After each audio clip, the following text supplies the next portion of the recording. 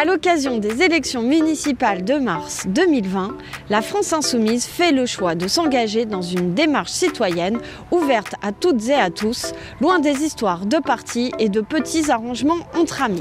Parce que la radicalité démocratique est au cœur de notre projet, une assemblée citoyenne ouverte à toutes et tous s'est tenue le 2 décembre à Montreuil. Regroupant citoyennes, citoyens, acteurs et actrices associatives, militants et militantes. C'était une belle soirée. Oui, une belle soirée. Oui, avec plein d'idées intéressantes.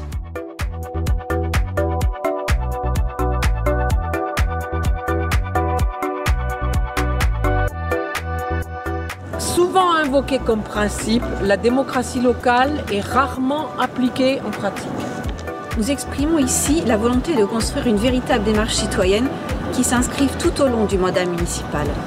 Le temps politique entre deux élections doit être celui de la pleine participation des citoyens. La chose commune locale ne se limite pas aux militants traditionnels, mais au contraire à l'ensemble des citoyens, sans aucune restriction.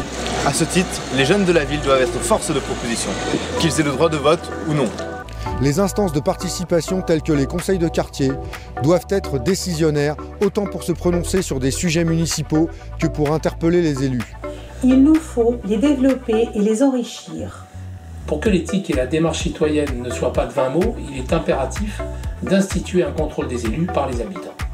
À ce titre, la révocation des élus qui ne respecteraient pas leurs engagements peut apparaître comme une garantie. Trop souvent oubliés, nous voulons que les habitants des quartiers populaires aient toutes les places et toutes les voix dans les affaires municipales. Leur implication doit s'accompagner de la volonté de toutes et tous à les rejoindre et à améliorer leur situation de grande précarité. À cet effet, les réunions publiques aux autres doivent pouvoir se dérouler dans ces quartiers. Pour une démarche citoyenne compatible avec l'exigence écologique, la protection de l'environnement doit se traduire par des mesures concrètes. Épicerie solidaire, lutte contre la pollution de l'air et des sols, soutien des paysans.